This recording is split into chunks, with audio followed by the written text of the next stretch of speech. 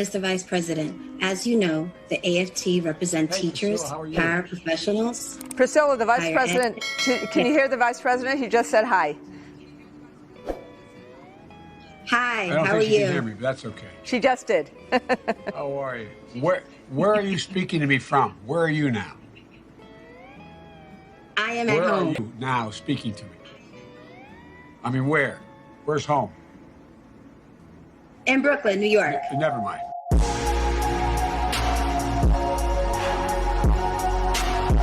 It's great to be here and back in a place where, I'm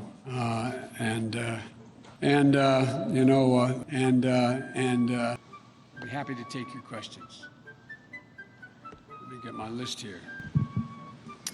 Mr. Vice President, I want to talk a little bit about your VP pick. We're narrowing in on the time frame that you had identified as when you would make your announcement. Are you still targeting early August? And how many of these people, how many finalists do you have, and are you going to be able to meet with them in person because of COVID? I'm going to try to figure out how to trick you all so I can meet with them in person. You got crews outside my house. I don't think it matters, actually. What I said was that I'm going to have a choice in the first week in August, and I promise I'll let you know when I do. But will you get to meet with them in person, do you think? Will I what? I'm sorry? Will you be able to meet with them face to face? Well, we'll see. You're going to have to wear masks. They will have to wear masks. Will you get tested, do you think, if you have to do that? For COVID? I'm not prepared to say much more than that right now. Okay. All right. I'm supposed to call on people, right? Okay. Mary Bruce, ABC.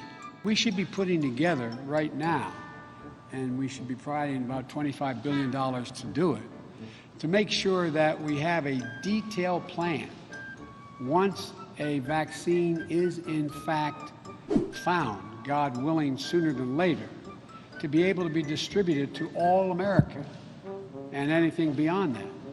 And it's really a difficult logistical thing to do. Where's the planning to do that? We said the same thing about testing and tracing. We still don't have enough tests. We still not have the capacity to trace. You've had these meetings in Dover or Delaware the last 3 weeks. I'm just curious why Delaware to be here making these announcements. Because I'm home. This is my home. Rhetorical question, I'm not expecting you to answer it. Do you think the president all of a sudden decided not to go to Tallahassee because he thought it was the interest of the public? He decided... Jacksonville. Jacksonville, Florida.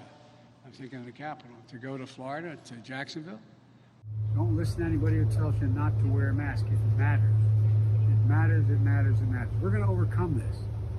Listen to what the scientists say, not the politicians. And I'm a politician, I know. I'm listening to the scientists. Nurses at Walter Reed Hospital who would bend down and whisper in my ear. Wow. They'd go home and get me pillows. They would make sure they'd actually, probably nothing ever taught in, you can't do it in the COVID time, but they'd actually breathe in my nostrils to make me move, to get me moving. Remember, when that person out there clearing out that sewer to keep your basement flooding more, go say thank you. When Joe Biden was asked by a reporter about whether he has been tested, as you say, for cognitive decline, here's that headline-making exchange. Take a look.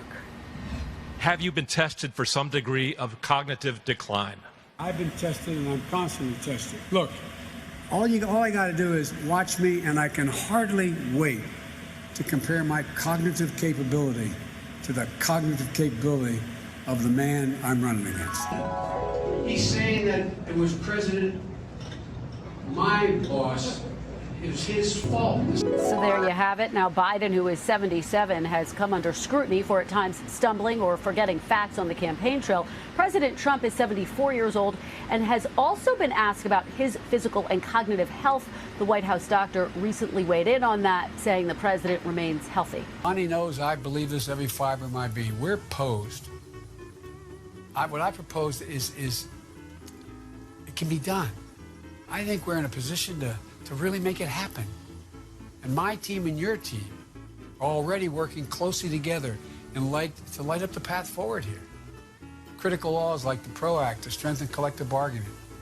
On politics like prevailing and look, I guess I'm taking too much time, and what President Trump has done in going his spreading of racism, the way he deals with people based on the color of their skin, their national origin, where they're from, is absolutely sickening. No sitting president has ever done this. Never, never, never. No Republican president has done this. No Democratic president. We've had racists, and they've existed. They've tried to get elected president. He's the first one that has. But I tell you, if you have a problem figuring out whether you're for me or Trump, then you ain't black. Good afternoon, everyone. Welcome to Kingswood Community Center.